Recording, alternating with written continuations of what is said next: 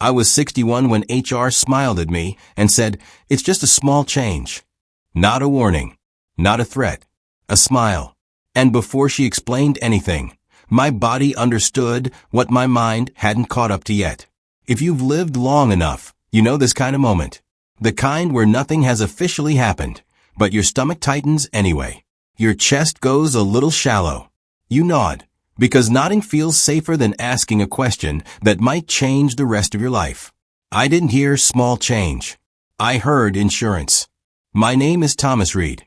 I'm 61 years old, and for 36 years, I've been a senior engineer at the same manufacturing company in Ohio.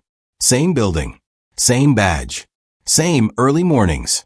People like to say work shouldn't define a man. Maybe they're right.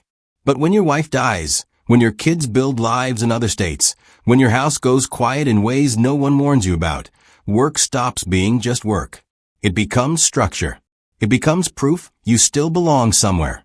And if we're being honest, it becomes protection.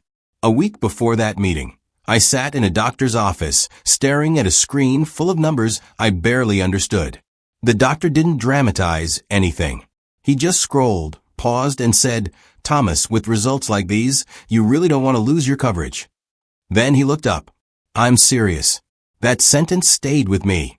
So when the email arrived 2 days later, "Please come to HR to discuss a small change in your contract," I read it slowly. Then again. Then once more, like maybe the words would rearrange themselves into something harmless. They didn't. I'd seen emails like this before.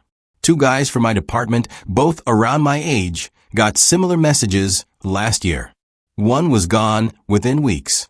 The other stayed on as a consultant until his hours quietly disappeared. On the morning of the meeting, I parked my pickup in its usual spot and sat there longer than I needed to. Around me, younger employees walked past with travel mugs and Bluetooth earbuds, laughing at things I couldn't hear. My truck looked old next to their cars. Solid. Paid off. Slightly out of place. I caught my reflection in the mirror and wondered when that had started to feel true about me too. Outside the HR office, I stopped. Just for a second. I had a choice. I could walk in angry, ready to defend myself before anyone accused me of anything. Or I could listen, stay calm, keep what dignity I had left. I chose the second option, though part of me hated that I had to choose it all. That's when I met Allison Gray. She stood when I entered. Mid-40s. Professional haircut. Neutral blazer. The kind of smile you learn in training sessions. Warm enough to feel polite. Controlled enough to give nothing away. When she said my name, her smile didn't change. "It's just a small change, Thomas," she said, resting her hands on a folder. She hadn't opened it yet. She hadn't explained a thing. But my mind was already filling in the blanks. Reduced hours. Different role. Fewer benefits. All the quiet words companies use when they don't want to say you're too expensive. She talked about market conditions. About flexibility. About valuing experience. Her voice was steady. Professional. I heard the words, but they slid past me. I watched her face instead, waiting for something to crack. It didn't. She told me she'd follow up with details later that week and thank me for my time. That was it.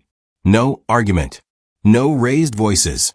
Just a calm ending to a conversation that felt unfinished. I walked back to my workstation with a hollow feeling I recognized. Not the sharp pain of bad news, but the dull weight of something important slipping out of reach. The same feeling I had years ago in a hospital hallway, waiting for a doctor to come back with answers I wasn't ready to hear. That night, alone in my kitchen, I opened the drawer where I keep important papers. Mortgage statements. Insurance cards. The envelope with my wife's death certificate, still there because I never knew where else to put it. I thought about the form I'd once seen online, voluntary retirement. Clean font. Simple checkboxes. A polite way of asking you to step aside. I pulled my laptop closer. The form loaded. The cursor blinked in the first empty field. I didn't fill it out. Not yet. Here's what I want you to understand. This wasn't about a villain. Allison hadn't threatened me. She hadn't raised her voice. And maybe, on paper, the change really was small. But when you're 61, small changes don't land quietly. They echo. They reach into places you've spent decades building and ask if you're ready to let go without a fight.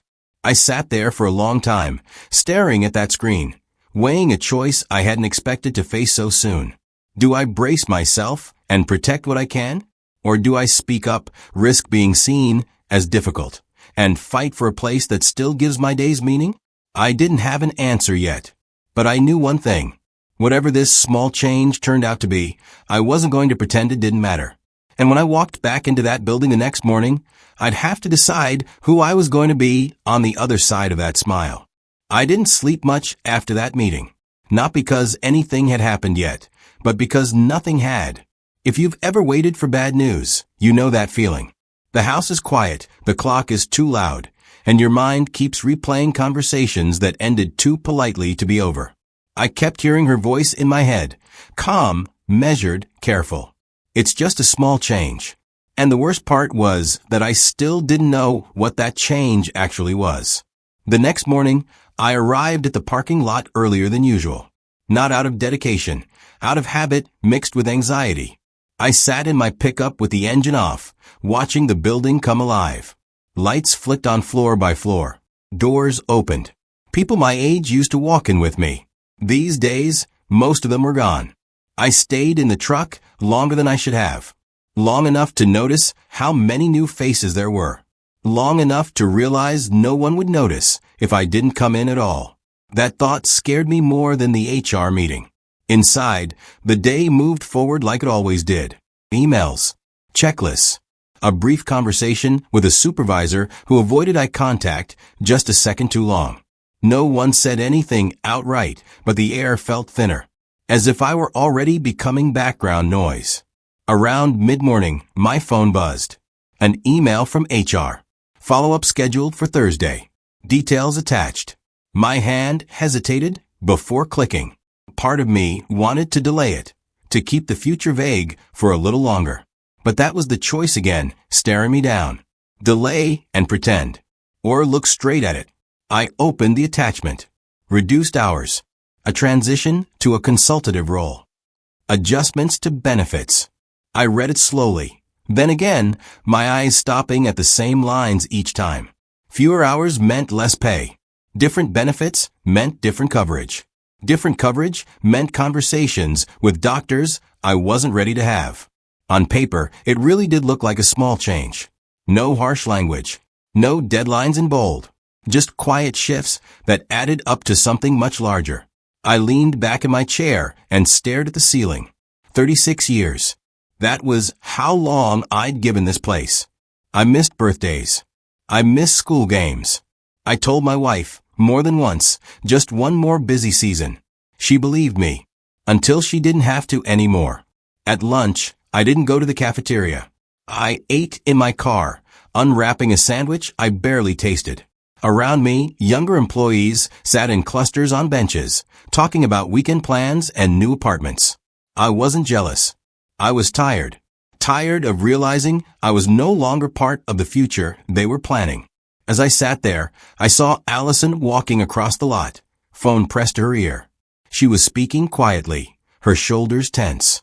I didn't mean to listen, but the window was down. "I know, Mom," she said. "I remember." "I do." A pause. "Yes.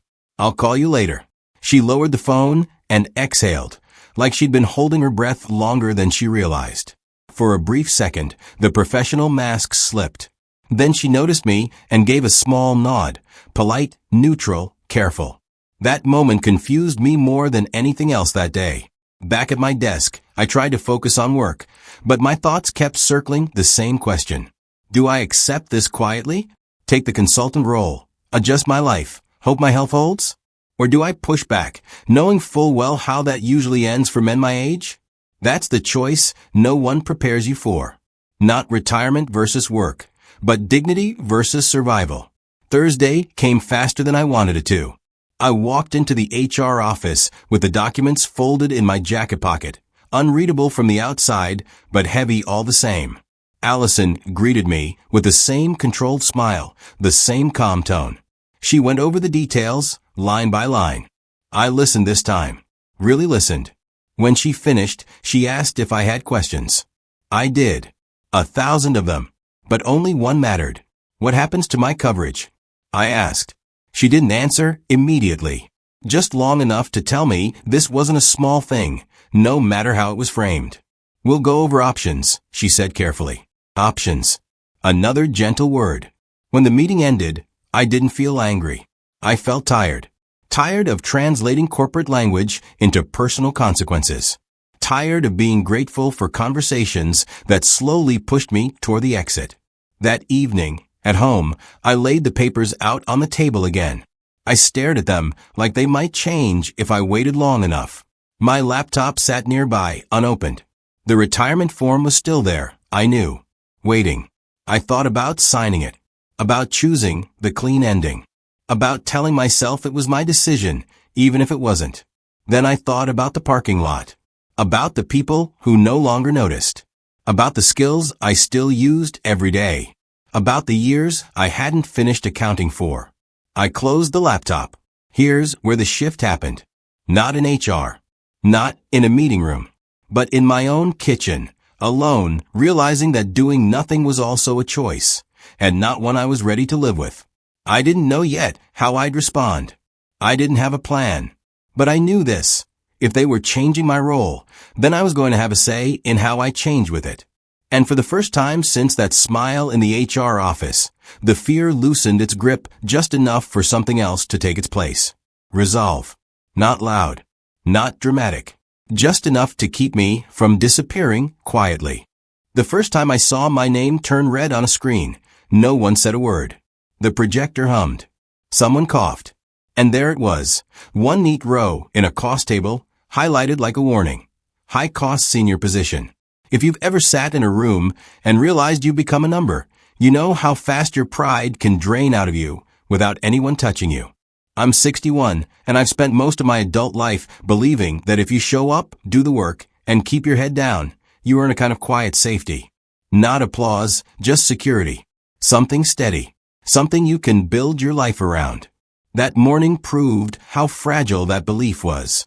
They called it a town hall, one of those company-wide meetings where leadership smiles too much and uses phrases like strategic realignment and operational efficiency. You sit shoulder to shoulder with people who all pretend they're listening, even when they're thinking about lunch. But this time I listened because my future was sitting in the room with me. The new operations director was a polished man with a new suit and an easy confidence. He clicked through slides like he'd done it 1,000 times. Charts, targets, opportunities. And then a table came up, labor costs by department, broken down in clean rows and columns. I didn't see my name at first. Then my eyes caught the familiar job title. Senior engineer, my title, my life for 36 years. The row was highlighted red. It felt like the room got smaller. No one turned to look at me right away. People don't do that. Not openly. They look at the table, then they look anywhere else. Then they glance sideways when they think you won't notice. But I noticed. I saw a man 2 seats away shift in his chair. I saw someone lower their coffee cup like it suddenly weighed too much. I saw a younger engineer blink hard, like he was trying not to react. I sat still. If you've lived in workplaces long enough, you learn a skill no one teaches. How to keep your face neutral while your mind is screaming. After the meeting, I walked the hall like I always did, nodding at people, responding to greetings, pretending I hadn't just watched my career get summarized in red. And then I heard the joke. A young engineer, smart kid, good with software, quick with a grin, leaned against a wall and said to another guy, loud enough for anyone nearby to hear, "Honestly, if I had his insurance, I'd retire tomorrow." They laughed. I didn't blame him for not understanding. He wasn't trying to be cruel. He just didn't know what it feels like to be 61 with a heart that needs medication and a life that depends on coverage more than pride. He didn't know what it feels like to lose your wife and then realize your job became the last place you still felt useful. But I stood there a second too long, and the laughter hit me like a shove. That's when the anger showed up, not hot, not explosive, but steady.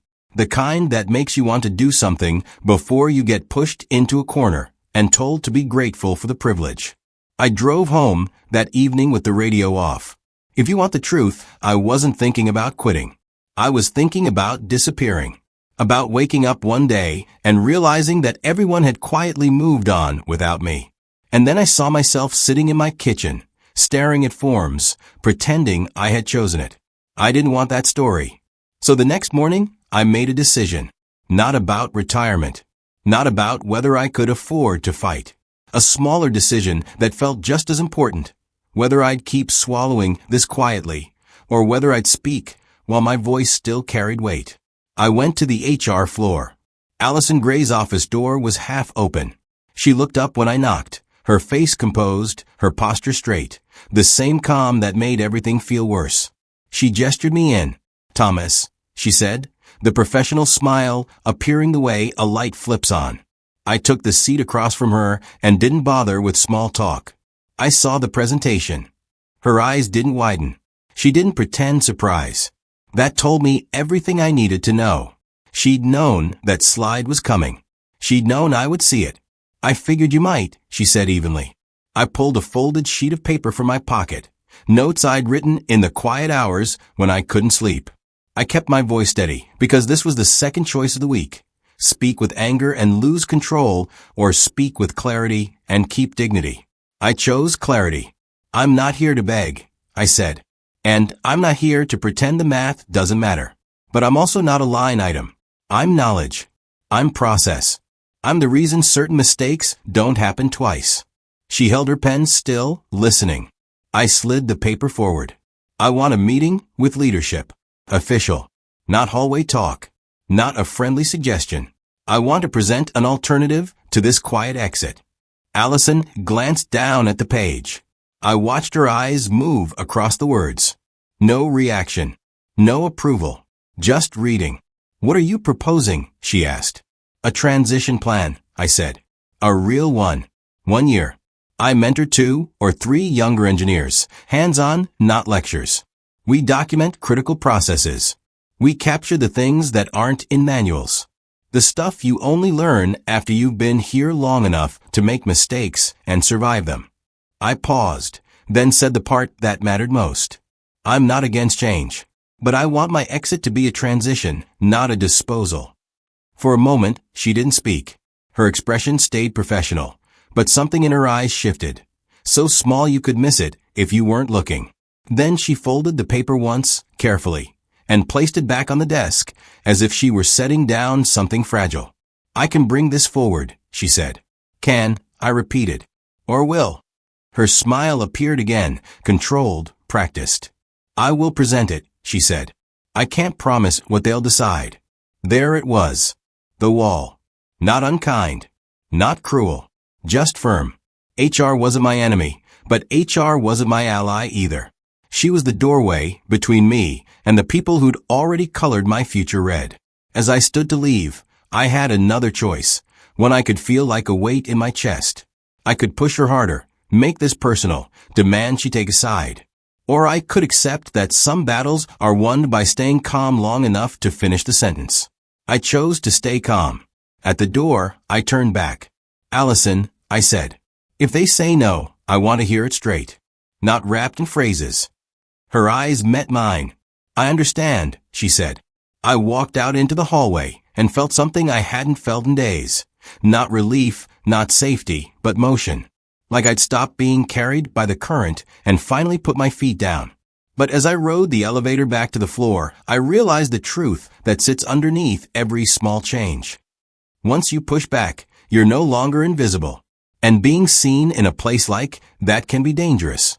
That night, I laid my proposal on my kitchen table and stared at it like it was a contract with my own pride. If leadership rejected it, I could become difficult. If I backed down, I'd become quietly erased. And somewhere between those two outcomes, I understood the real decision I'd made. I wasn't just asking for a meeting. I was challenging the story they'd already written about me, without knowing if anyone would let me finish my own ending. The first yes didn't feel like a victory. It felt like a delay. If you've ever fought quietly for something you care about, you know the sound of that kind of answer. Not approval. Not rejection. Just time being stretched thin while everyone waits to see if you'll get tired first. Leadership agreed to a pilot. That was the word they used. Pilot. A limited mentoring program. A trial. Something small enough to cancel without making noise. My hours would still be reduced. The benefits would still change. But for now, I would stay. For a few days, I told myself that was enough. The first session was scheduled on a Tuesday morning in a conference room I'd sat in for years. Same long table. Same flickering screen. 3 younger engineers filed in with laptops and polite expressions. None of them looked unhappy to be there. None of them looked particularly interested either. I started the way I always had, with context, with background, with the kind of explanation that used to matter. 5 minutes in, I realized I'd already lost them. One of them checked his phone. Another nodded while typing something unrelated. The third leaned back and asked, "Is there a doc for this?" That question landed harder than I expected. I went home that night with the uneasy feeling that maybe the company wasn't wrong. Maybe what I had to offer no longer fit the way work was done. Maybe experience really had become something you could download. The next few weeks didn't help. Sessions were attended, but barely. Questions were asked, but only to confirm they could find the same information elsewhere.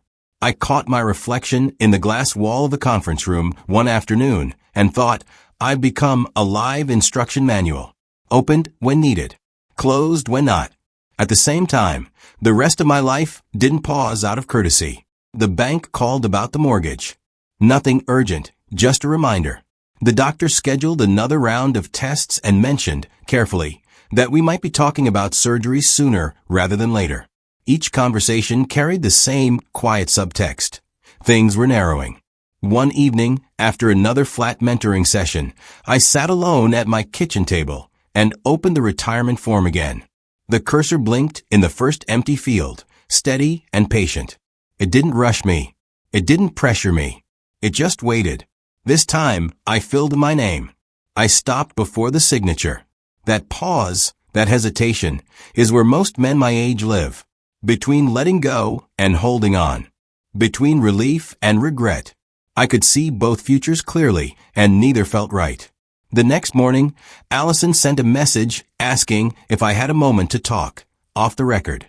She suggested a coffee shop across the street from a plant. Neutral ground. I almost declined. Part of me didn't want another polite conversation that ended with understanding and no change. But something in the wording, off the record, made me agree. The cafe was quiet. Early afternoon. We sat by the window where you could see the plant through the glass, solid and familiar. She didn't start with work. My father used to wake up at 5 every morning, she said suddenly, even after they asked him to leave. I didn't interrupt. He'd sit at the kitchen table in his work shirt, coffee going cold. He didn't know what to do with himself. She paused, then added, he wasn't angry. That was the worst part. He just faded. She looked at me then, not as HR, not as a representative of policy, but as someone remembering something she hadn't meant to say out loud. I hate that phrase, she continued. Small change. I hate how often I have to use it. For the first time, I didn't feel like I was talking to a system. I felt like I was talking to someone who knew exactly what was at stake and hated that she was standing where she stood.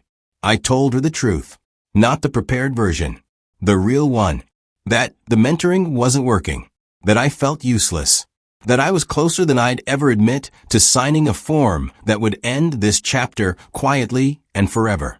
She listened without interrupting. Then she said something unexpected.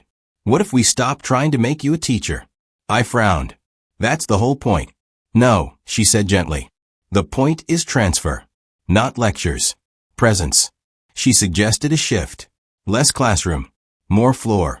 Shadowing instead of slides. Standing next to younger engineers during real problems. Letting them see what judgment looks like in motion, not theory. It wasn't heroic. It wasn't glamorous. But it was real.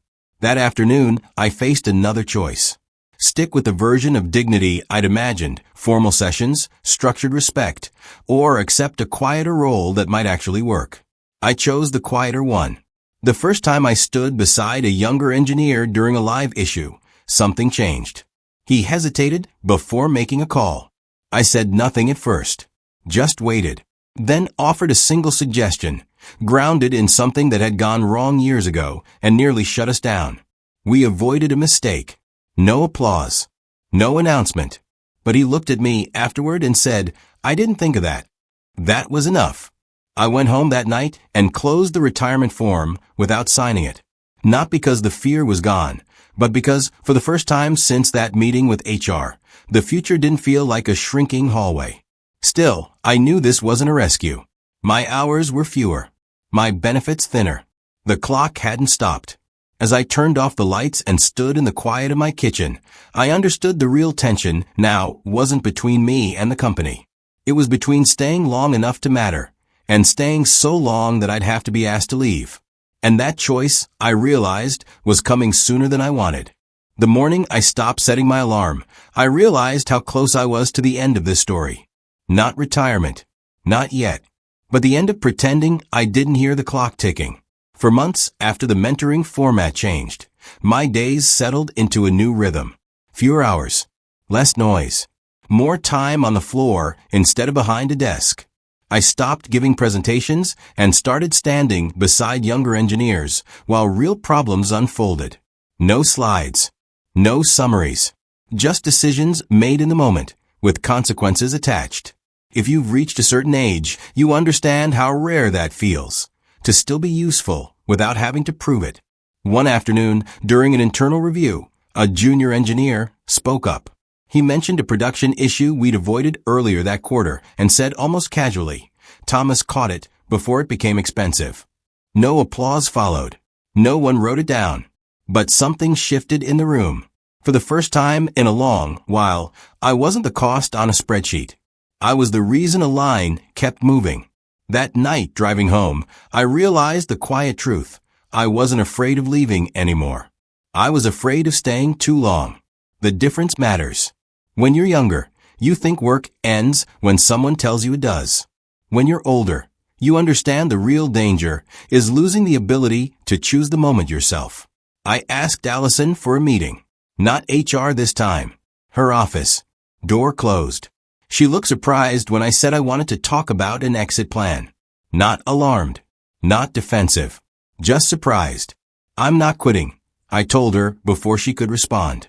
"But I don't want to drift until someone else decides it's time." She listened the way she always did. Carefully, professionally. But there was less distance between us now. Less script. "I want to set the terms," I continued. 9 to 12 months. Clear goals. A successor identified and trained. Time blocked in my schedule for medical appointments.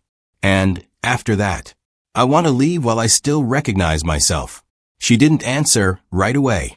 She leaned back slightly, hands folded, eyes thoughtful. For the first time, I saw what it cost her to sit on that side of the desk. "You're asking for control," she said finally. "I'm asking for dignity," I replied. "Control is just how it looks on paper." We went back and forth. Not adversarial. Not warm either. Just honest. The company wouldn't restore my old hours. The benefits wouldn't magically expand. There would be limits, clear ones. I accepted them. Because here's the thing no one tells you. Dignity doesn't come from winning everything. It comes from choosing what matters most and letting the rest go without resentment. When we finalized the plan, Allison slid the papers across the desk. This time, there was no small change language. No softening phrases. Just clear terms. Timelines. Signatures. Before I stood to leave, she said something unexpected. "I'm glad it's you deciding this," she said quietly. "I don't always get to see that." Neither of us said anything more. The months that followed were steady. Not easy, but steady. I trained my replacement, not a kid, but a capable engineer in his 40s who still listened. We documented the processes that lived only in memory. We fixed problems before they became stories told afterward. At home, I adjusted too. I let go of the idea that I had to be busy every hour. I made room for doctor visits without guilt. I started taking longer walks in the morning, letting the day arrive instead of chasing it. and something else changed, slowly. The word retirement stopped sounding like a door slamming shut.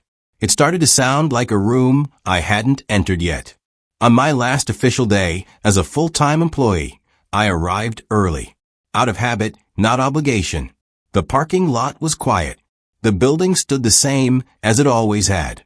Inside, a few people stopped by my workstation. Some awkward. Some sincere. No speeches. No plaques. Just nods and handshakes and small moments that added up to something real. Before leaving, I walked past HR one last time. Allison looked up from her desk. We exchanged a brief smile. Nothing dramatic. Nothing unfinished. Outside, the air felt lighter than I expected. I didn't drive away immediately. I sat in my truck, coffee cooling in the cup holder, and thought about the years I'd spent measuring my life by calendars and reviews and coverage plans. I thought about how close I'd come to disappearing quietly. And I thought about the choice I'd made instead. If you're watching this and you're anywhere near my age, here's what I want you to know. The end of a career doesn't have to be a loss of self. It can be a closing you write yourself. If you're willing to face the fear before it makes the decision for you.